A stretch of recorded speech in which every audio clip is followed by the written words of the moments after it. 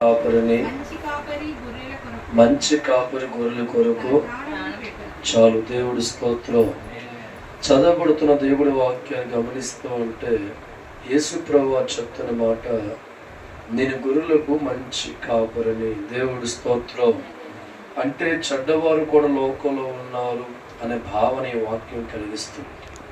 మంచి మనకు అర్థం కావాలంటే చెడు మనకు ఎదురవ్వాలి. చెడు ఎదురవుతున్నప్పుడు మనిషి ఆ చెడు బట్టి కొన్ని కష్టాలు, కొన్ని బాధ అనుభవిస్తే చెడు తర్వాత ఏం గుర్తు వస్తుందండి? మంచి ఎదురవుతుంది. దేవుడి స్తోత్రం. అంటే మనకు బాధ తెలియకుండా సుఖం ఎలా ఉంటుందో మనకు అర్థం కాదు. బైబిల్ గమనిస్తూ ఉంటే నేను గొర్రెలకు మంచి కాపరిని, మంచి కాపరి గొర్రెకు ఏం చేస్తారంట? ప్రాణం పెట్టును. దేవుడి స్తోత్రం. గమనించాలి దైవజనమా, మన కడుపు పుట్టిన బిడ్డలు బాగా చదివించాలి అనే కోరిక మనకు ఉన్నప్పుడు మన గ్రామాల్లో ఉన్న ప్రతి స్కూల్ కూడా పరిశీలిస్తూ ఉంటాం.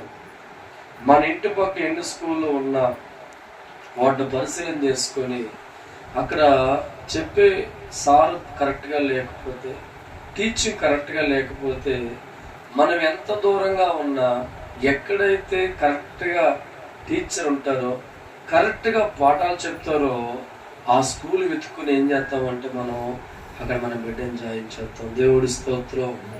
అలాగే మన జీవితాలకి కాపరి ఎవరు ఉంటే బాగుంటుంది అని ఆలోచన చేసుకోవాలి.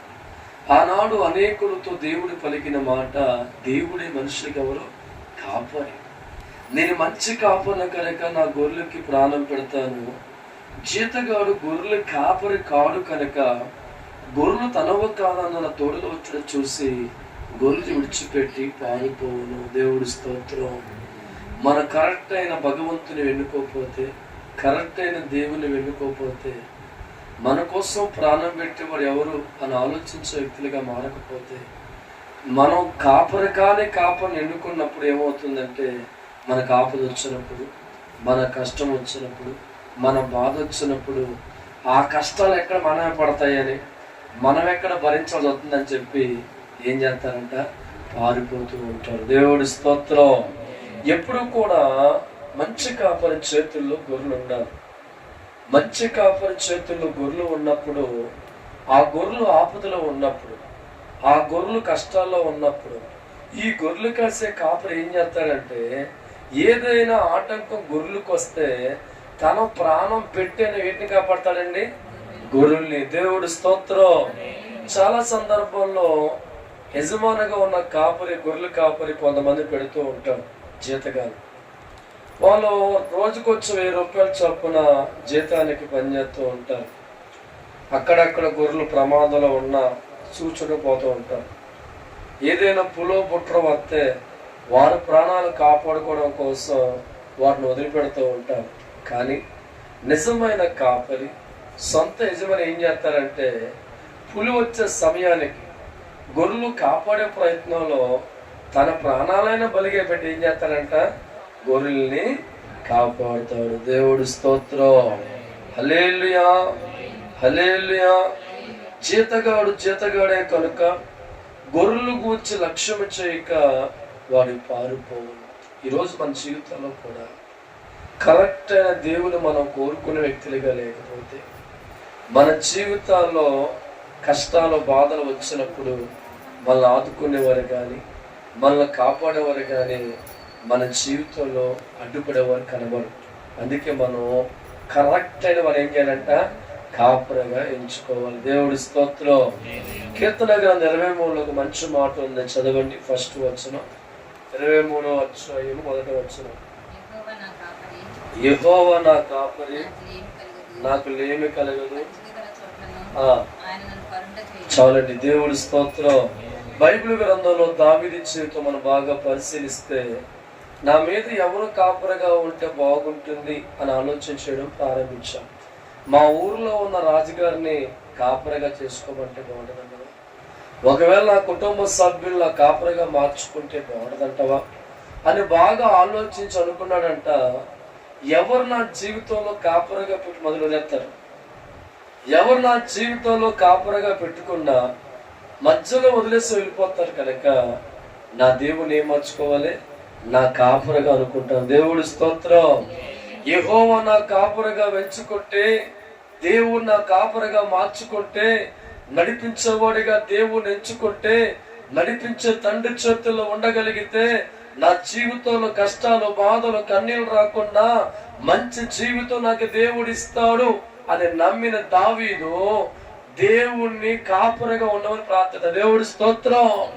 అయ్యా, నా జీవితంలో నువ్వు కాపురగా ఉంటే, నడిపించే దేవుడిగా ఉంటే, నాకు నాయకుడిగా ఉంటే, సలహా ఇచ్చేవాడిగా ఉంటే, నా జీవితం పచ్చగా ఉంటదయ్యా.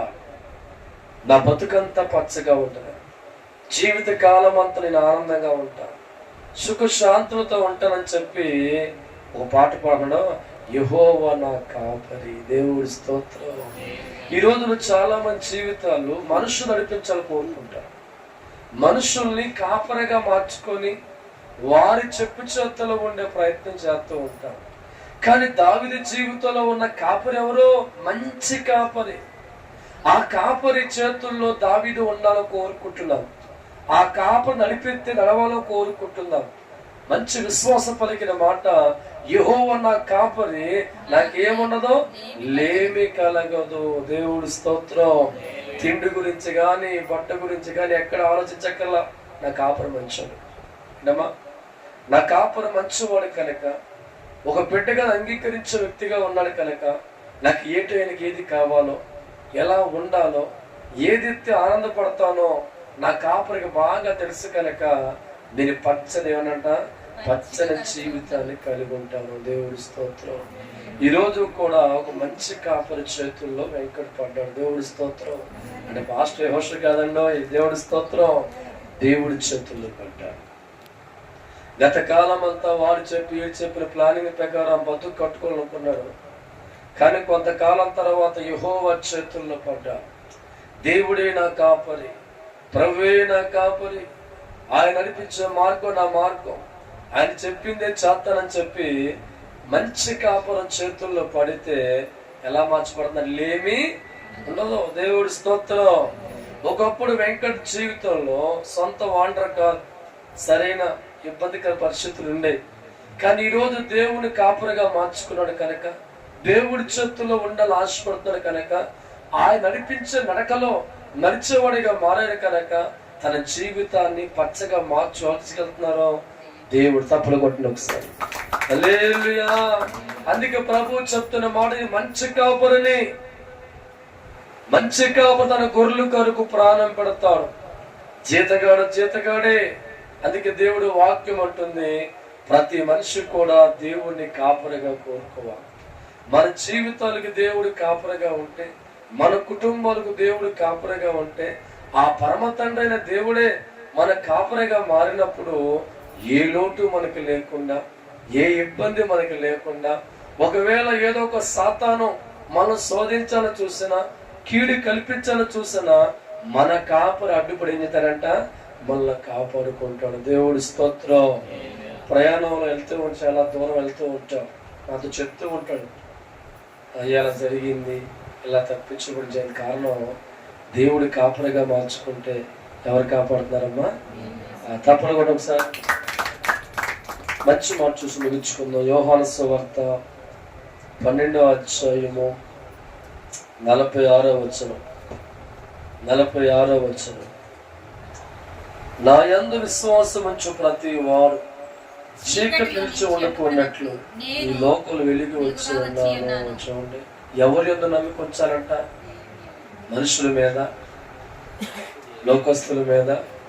ప్రభువును నా యందు విశ్వాసం ఉంచి నీ కాపరిగా నువ్వు ఎంచుకుంటే, నేను నడిపించగలనని, నిన్ను రక్షించగలనని, నిన్ను పోషించగలనని, మార్గం చూపించగలనని నా యందు విశ్వాసం కలిగిన వ్యక్తిగా నువ్వు ఉంటే, నీ జీవితం చీకట్లో ఉండకుండా నీ లోకానికి ఏమొచ్చానంట?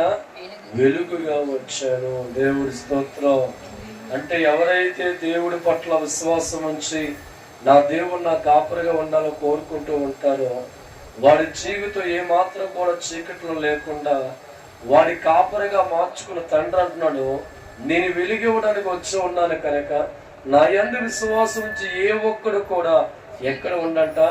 చీకటి అనగా కష్టాల్లో కానీ, బాధల్లో కానీ, సమస్యల్లో ఉండక నేను వెలిగించడానికి వచ్చిన కాపురిగా ఉన్నాను కనుక నన్ను ఎవరైతే కోరుకుంటారో వారి జీవితం ఎలా మారిపోద్దంట? వెలుగుగా మారిపోద్ది. దేవుడి స్తోత్రం. కాబట్టి మనం ఎన్నుకునేటప్పుడు మంచి కాపురిని ఎన్నుకోకపోతే జీవితకాలం అంతా ఎడుతూ ఉంటాం. సరైన కాపురం మన జీవితం దొరుకుతున్నప్పుడు బతుకులు మార్చబడతాయి. చూడండి, మన బిడ్డలకి సరైన టీచర్ దొరకకపోతే ఫెయిల్ ఉంటారు. మనం అనుకుంటూ ఉంటాం, పెద్ద స్కూల్లో జాయిన్ చేశారు కదా, పెద్ద స్కూల్కి కావచ్చు, కానీ అక్కడ చెప్పేవాడు, అక్కడ టీచింగ్ ఇచ్చేవాడు కరెక్ట్గా లేకపోతే నువ్వు నెలకు 1,00,000 రూపాయలు కట్టి చదివించానా, నీ అబ్బాయి ఏమైపోతాడు? ఫెయిల్ అయిపోయి. దేవుడి స్తోత్రం. కానీ మంచి టీచర్ చేతుల్లో పడితే చక్కగా పాస్ అవుతూ ఉంటాం. అలాగే మంచి కాపరంటే ఒక్కడేనండి, లోకల్ ఏ పాస్టర్ గారు కాదు, ఆయనే మంచి కాపరి. తప్పకూడదు. ఆయన కాపరిగా కోరుకుంటే, ఆయన కాపరిగా అంగీకరిస్తే, ఆయన చెప్పు చేతుల్లో ఉన్న వ్యక్తులుగా ఉంటే, ఆ కాపరి నడిపించి మనం నడుస్తూ ఉంటే దావీదు చెప్పినట్లుగా పచ్చని జీవితం ఉంటుంది, ఆశీర్వాదం ఉంటుంది, ప్రతిదినం ఆస్వాదించబడతాం, అన్ని విషయాల్లో ఘనమే కార్యం చూస్తాం. ఈరోజు వెంకట జీవితంలో కూడా సరైన దేవుడు కాపరి చేతుల్లో పడ్డాడు. ఆయన చెప్పింది చేసుకుని వెళ్ళిపోతున్నాడు. ఇక రాబోయే రోజుల్లో చక్కని జీవితం, మంచి వెలుగు, మంచి కుటుంబం, మంచి ఆధారం కాపరగున్న దేవుడు ఆ బిడ్డకు అనుగ్రహించినగా. కళ్ళ మూసుకుని ప్రార్థన చేసుకున్నాం.